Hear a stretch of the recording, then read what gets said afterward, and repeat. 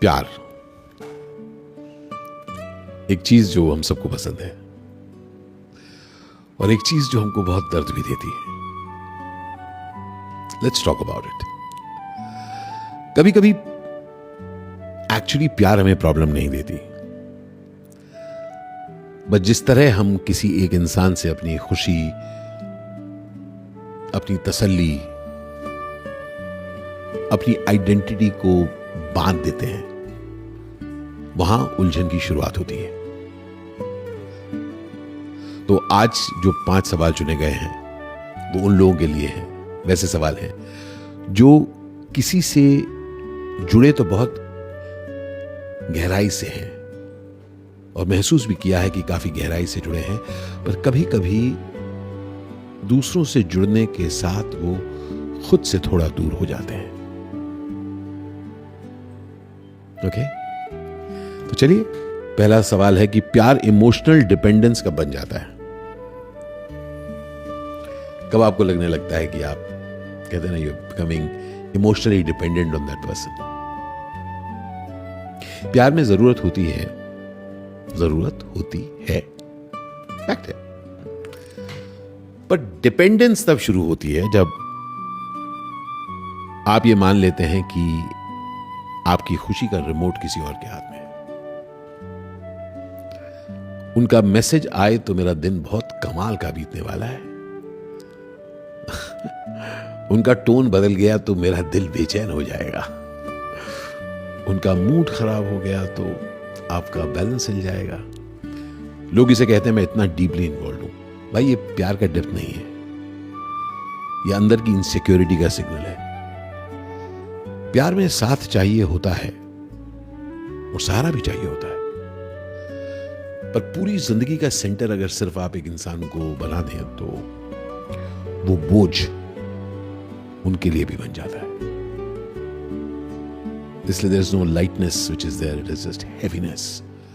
आप किसी को ब्लेम भी करते रहते हो, पहले अपने दिमाग में और फिर उनको भी. जहां प्यार सहारा देने के बजाय सहारा बनने लगे, वहां डिपेंडेंस चुपके से आ जाती है और काम खराब कर देती है. क्वेश्चन 2, मुझे कुछ लोगों के बिना अधूरा क्यों महसूस होता है? Why do I feel incomplete without certain people? Certain people या उनके बगैर? उनके बगैर मुझे जिंदगी अधूरी क्यों लगती है? क्योंकि कई बार हम रिश्तों में सिर्फ कनेक्शन नहीं ढूंढते, हम एक तरह से वेरिफिकेशन ढूंढते हैं. हम चाहते हैं कि वो इंसान हमें देखे, हमें समझे, हमें चाहे, तब हम पूरे होंगे. जो कमी हमारे अंदर होती है वो बाहर का कोई इंसान थोड़ी देर के लिए वो शांत कर सकता है, क्योंकि वो इनसिक्योरिटी हमारे अंदर है. पूरी तरह कोई भी आपकी इनसिक्योरिटी को नहीं निकाल सकता है. आपको अगर लगता है कि कोई और अगर अटेंशन दे तब आपकी इनसिक्योरिटी जाएगी, नो. अधूरेपन का, किसी भी तरह के अधूरेपन का जवाब सिर्फ किसी और का साथ नहीं. उसमें जरूरत है कि आप खुद के साथ अपने रिश्ते को पुख्ता बनाएं, क्योंकि जो कमी खुद के साथ जुड़ी हो उसे कोई और पूरी तरह कैसे भर सकता है? नहीं भर सकता. It is setting yourself up for a failure. और दूसरे से भी आप ऐसा एक्सपेक्टेशन क्रिएट कर रहे हैं जो वो पूरा नहीं कर पाएंगे. क्वेश्चन 3, मैं इमोशनली इंडिपेंडेंट कैसे बनूं? डिस्टेंस देकर क्या? ये धमकी है भाई. इमोशनल इंडिपेंडेंस का मतलब ये नहीं होता कि आपको किसी की जरूरत ही नहीं है, कोई जरूरत नहीं है, आई एम फाइन अलोन. इसका मतलब ये एक टेंट्रम है, मुझे किसी की जरूरत नहीं है. इस तरह से क्यों नहीं देख सकते कि आप किसी को प्यार भी करिए और अपने अस्तित्व को भी नहीं खोइए. आप शेयर करिए अपने आप को, अपनी बातों को, अपने डर को, अपनी खुशियों को, पर टूट न जाइए अगर सामने वाला हर बार अवेलेबल ना हो. जरूरी है कि आप केयर करिए किसी के लिए, बहुत अच्छी चीज है, पर अपना पूरा सिस्टम उनके रिस्पॉन्स पे मत चलाइए। और याद रखिए, इंडिपेंडेंट होना किसी से दूर होना नहीं है। That's why it's not a tantrum to be independent.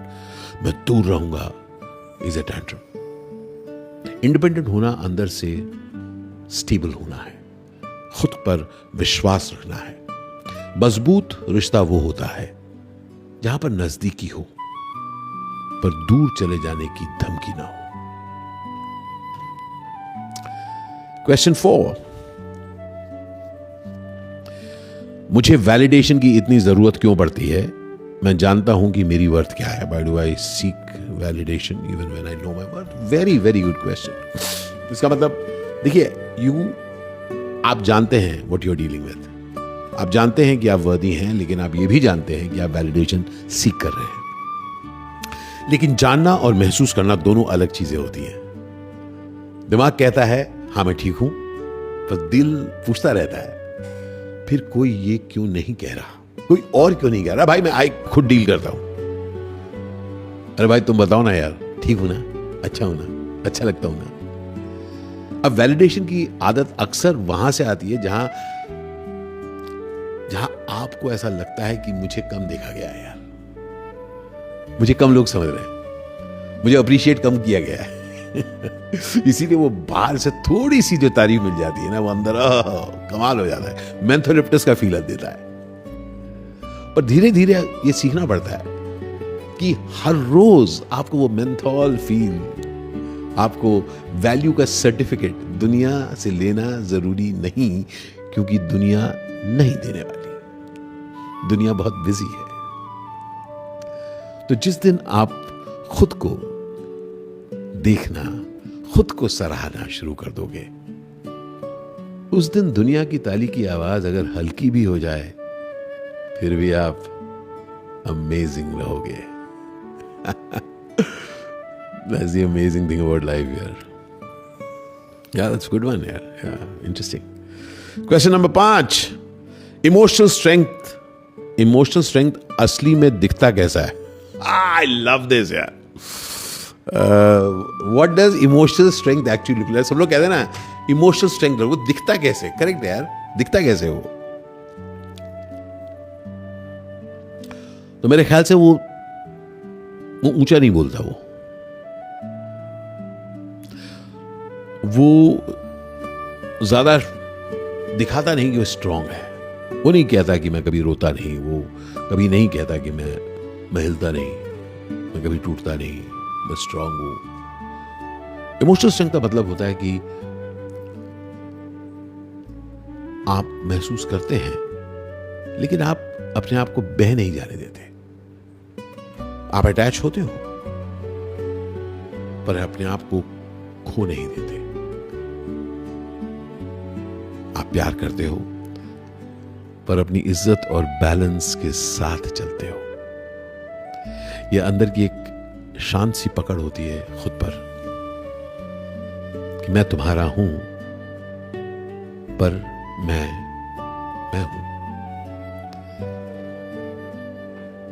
इसलिए शायद इमोशनल स्ट्रेंथ का मतलब पत्थर बनना नहीं, लेकिन अपने इमोशन और दिल के साथ संभल कर जीना है। नहीं, देखिए रिश्ते जरूरी होते हैं सबके लिए, प्यार भी जरूरी होता है, पर सबसे गहरा रिश्ता फिर भी खुद के साथ ही होता है। और जब इंसान खुद के अंदर थोड़ा सा टिकना सीख लेता है, तब प्यार बोझ नहीं लगता, एक आशीर्वाद लगता है, एक शुक्राना लगता है,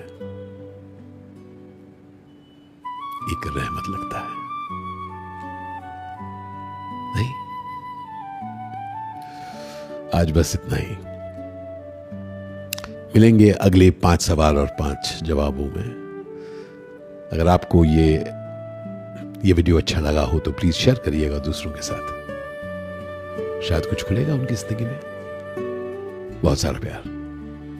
Cheers.